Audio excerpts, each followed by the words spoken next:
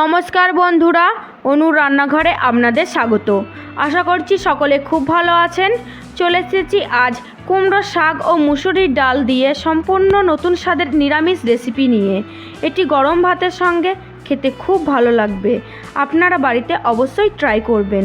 ভিডিওটি শেষ পর্যন্ত দেখবেন। প্রথমে কড়াইয়ে জল দিয়ে জলটি গরম করে নেব। জলটি ভালোভাবে গরম হয়ে গেলে কেটে ধুয়ে রাখা ডাঁটা ও শাকগুলো দিয়ে দেব।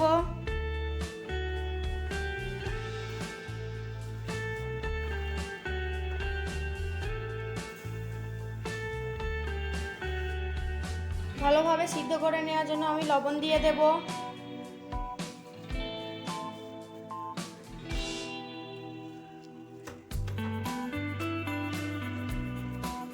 শাকটি ভালোভাবে নাড়াচাড়া করে সিদ্ধ করে নিতে হবে।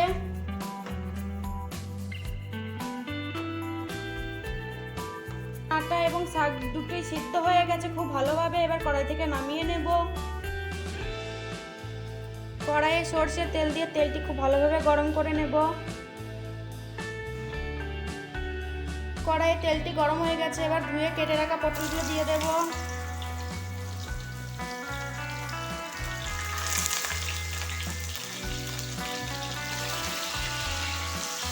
এই পটলগুলো খুব ভালোভাবে ভেজে নেব।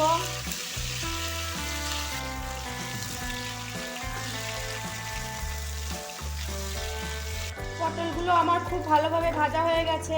এবার প্লেটে তুলে নেব।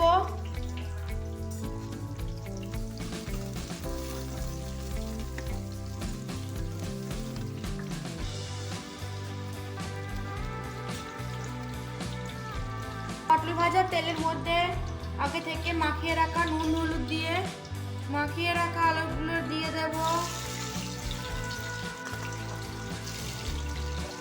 আলুগুলো খুব ভালো করে ভেজে নেব।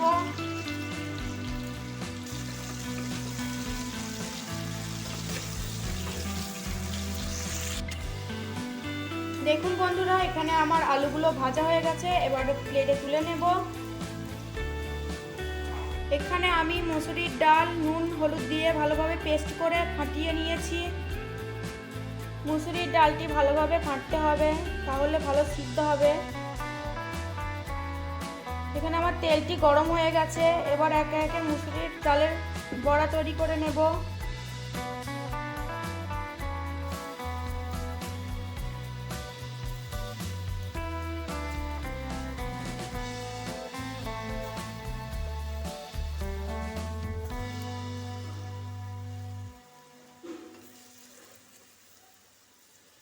দেখুন বন্ধুরা, বড়াগুলো কত সুন্দর হয়েছে।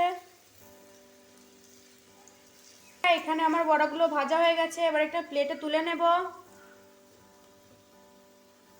কড়াইয়ে অল্প করে তেল দিয়ে নেব। তেলটি গরম হয়ে গেছে। এবার সিদ্ধ করে রাখা কুমড়ো শাক ও ডাঁটাটা দিয়ে দেব।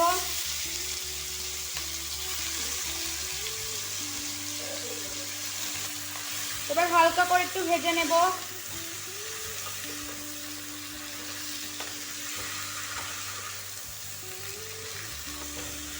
আপনারা বাড়িতে এই রেসিপিটি অবশ্যই ট্রাই করবেন।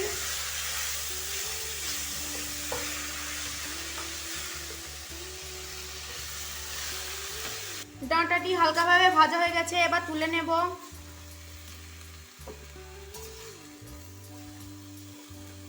এবার কড়াইয়ে তেল দিয়ে তেলটি একটু গরম করে নেব। কড়াইয়ে তেলটি খুব ভালোভাবে গরম হয়ে গেছে। দিয়ে দেবো একটা তেজপাতা, একটা শুকনো লঙ্কা, এর 5 ফোড়ন দিয়ে দেব।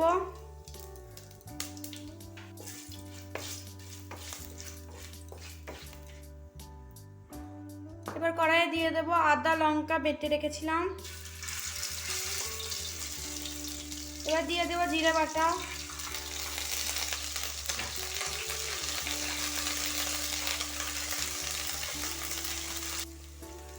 দিয়ে দেব স্বাদ মতো লবণ, দিয়ে দেব হলুদ গুঁড়ো। ভালো করে ভেজে নেব।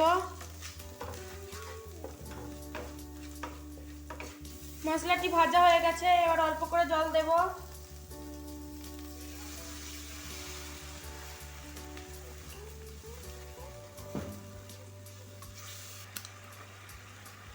দিয়ে দেবো 1 চামচ সরষে বাটা,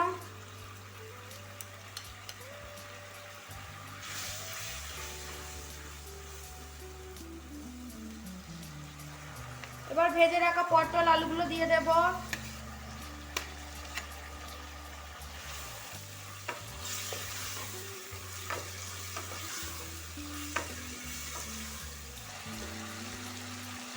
ভেজে রাখা কুমড়ো শাকগুলো দিয়ে দেব।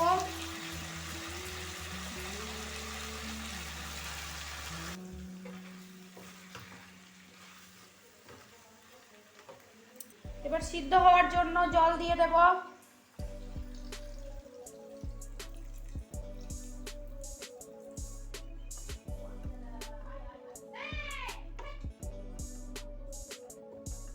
ভালোভাবে সিদ্ধ করার জন্য আমি বেশ কিছুক্ষণ ফুটিয়ে নেব।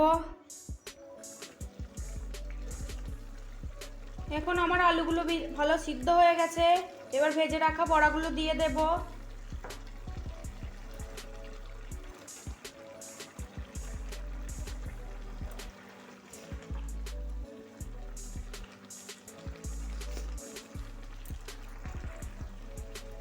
দেখুন বন্ধুরা, তরকারিটা আমার শেষের দিকে হয়ে এসেছে, কত সুন্দর লাগছে। জলটি একদম মরে গেলে আমি কড়াই থেকে নামিয়ে নেব।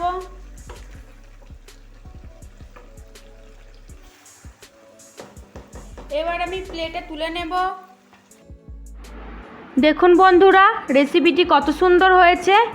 বাড়িতে অবশ্যই এই রেসিপিটি একটিবার ট্রাই করবেন, খুব ভালো লাগবে। ভিডিওটি ভালো লাগলে একটি লাইক করবেন। আমার চ্যানেলে নতুন হলে চ্যানেলটি প্লিজ সাবস্ক্রাইব করবেন। ফেসবুক থেকে দেখলে পেজটি ফলো করে দেবেন। ধন্যবাদ।